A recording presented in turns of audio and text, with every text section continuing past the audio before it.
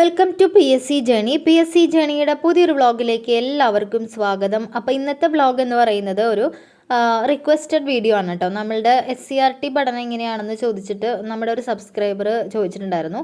അപ്പോൾ ആ ഒരു വീഡിയോ ആണ് ഇന്നത്തെ. SCERT പഠനം എങ്ങനെയാണ് എൻ്റെ എന്ന് കാണിക്കാനാണ്. അപ്പോൾ ഈ ഒരു ബുക്കാണ് ഞാൻ ഡിപ്പെൻഡ് ചെയ്തിട്ടുണ്ടായിരുന്നത്. ഇത് നമ്മുടെ LDCയുടെ ക്ലാസ് റൂം എന്ന് പറഞ്ഞ ലക്ഷ്യം ഇറക്കിയിട്ടുള്ള ബുക്കാണ്. അപ്പോൾ ഇത് സയൻസിൻ്റെയാണ്. 5 മുതൽ 10 വരെയുള്ള സയൻസിൻ്റെ ചാപ്റ്റേഴ്സൊക്കെ ഇതിലുണ്ട്. ബാക്കി സോഷ്യൽ സയൻസിൻ്റെ ആണെങ്കിൽ ഇങ്ങനെ 2 ക്ലാസ് റൂം 1 ക്ലാസ് റൂം 2 എന്ന് പറഞ്ഞിട്ട് 2 ബുക്സ് ഉണ്ട്. അതിലാണ് വരുന്നത് സോഷ്യൽ സയൻസിൻ്റെ വരുന്നത്. അപ്പോൾ ഓരോ ക്ലാസ്സിൽ കുറച്ച് രണ്ട് ബുക്കിലായിട്ടാണ് സോഷ്യൽ സയൻസ് വരുന്നത്. അങ്ങനെ മൊത്തം 3 ബുക്കാണ് SCERTയുടെ ഞാൻ വാങ്ങിയിട്ടുണ്ടായിരുന്നത്. അപ്പോൾ ഈ ഒരു ബുക്കിൽ ഇങ്ങനെ ചാപ്റ്റേഴ്സ് അനുസരിച്ച് തന്നെയാണ് കൊടുത്തിട്ടുള്ളത്. നമ്മുടെ SCERTയുടെ ടെക്സ്റ്റ് ബുക്കിലെ ചാപ്റ്റേഴ്സ് പോലെ തന്നെയാണ് ഇതിൽ കൊടുത്തിട്ടിരിക്കുന്നത്. അപ്പോൾ അത് വെച്ചിട്ടാണ് ഞാൻ ആദ്യം പഠിച്ചിരുന്നത്. എങ്ങനെയാണെന്ന് വെച്ചാൽ ഇപ്പോൾ സയൻസ് പഠിക്കുന്ന ദിവസമാണെങ്കിൽ സയൻസ് എടുക്കും, എന്നിട്ട് അതിൽ ഓരോ ചാപ്റ്റേഴ്സ് ഇങ്ങനെ വായിച്ച് പഠിച്ചു പോകും. അപ്പോൾ അതിനനുസരിച്ച് ഞാൻ അതിൻ്റെ ഇൻഡെക്സിൽ ഇങ്ങനെ ടിക്ക് ഇട്ട് പോകും ഓരോ ചാപ്റ്റർ കഴിയുന്നതിനനുസരിച്ചിട്ട്. അങ്ങനെ ഓരോ ഓർഡറിൽ അങ്ങനെ പോവായിരുന്നു ചെയ്തിട്ടുണ്ടായിരുന്നത്. ഇപ്പോൾ സോഷ്യൽ സയൻസ് ആണെങ്കിലും അങ്ങനെ തന്നെയാണ് ചെയ്തിരുന്നത് കേട്ടോ, ഈ ഒരു ബുക്കുള്ള കാരണം.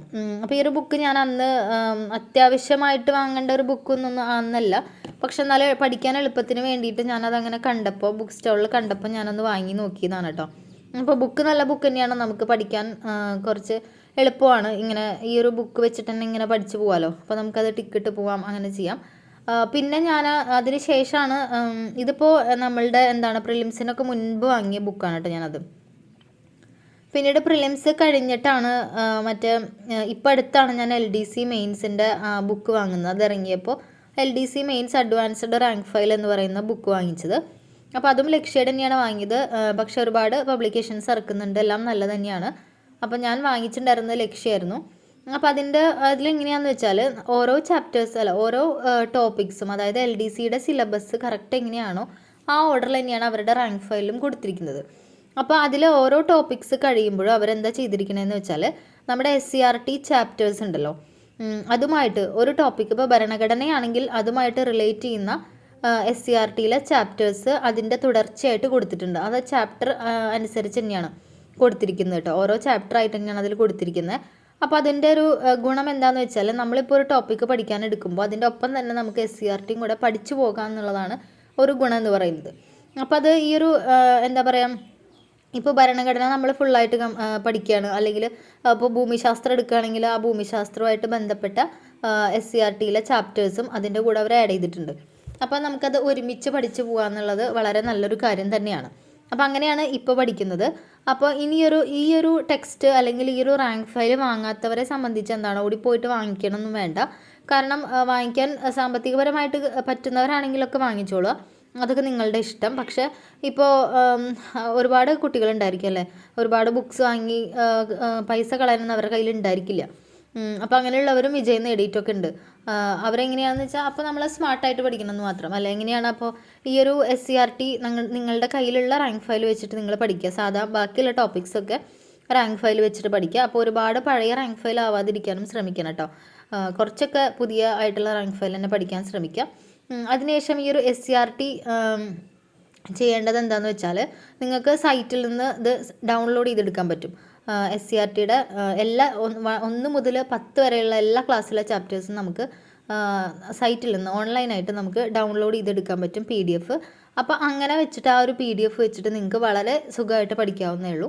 അപ്പോൾ അത് ഓർത്തിട്ട് ഈ ഒരു ബുക്ക് എൻ്റെ കയ്യിലില്ലല്ലോ, അല്ലെങ്കിൽ ഇനി അത് വാങ്ങാനുള്ള എന്താ പറയുക അവസ്ഥ ഇല്ല, അങ്ങനെയൊക്കെ വിചാരിച്ചിട്ട് ആരും വിഷമിക്കേണ്ട ആവശ്യമില്ല. അപ്പോൾ അവരെ സംബന്ധിച്ച് SCERTനെ കുറിച്ച് പേടിക്കേണ്ട ഒരു കാര്യമില്ല. കാരണം SCERT നമുക്ക് ഇങ്ങനെ ഡൗൺലോഡ് ചെയ്തിട്ട് പഠിക്കാവുന്നതാണ്.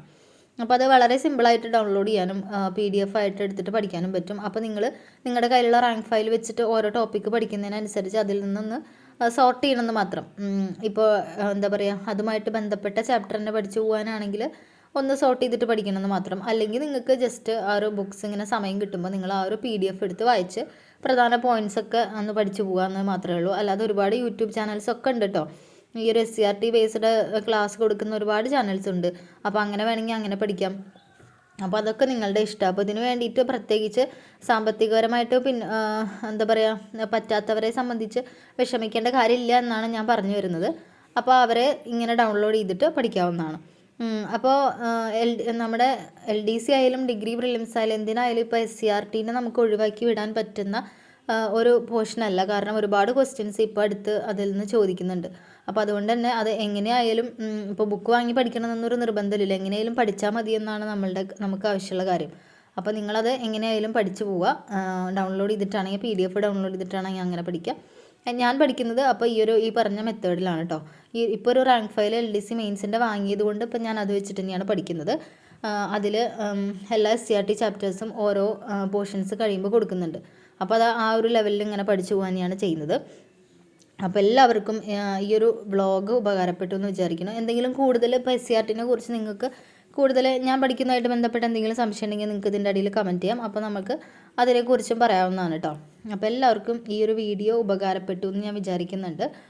ഒരുപാട് പേരല്ല, ഒരു സബ്സ്ക്രൈബറാണെന്ന് തോന്നുന്നു, ഒരുപാട് തവണയായിട്ട് ചോദിക്കുന്നുണ്ടായിരുന്നു. അപ്പോൾ എല്ലാവർക്കും മറ്റൊരു വീഡിയോയിലൂടെ കാണുന്നത് വരെ താങ്ക് യു.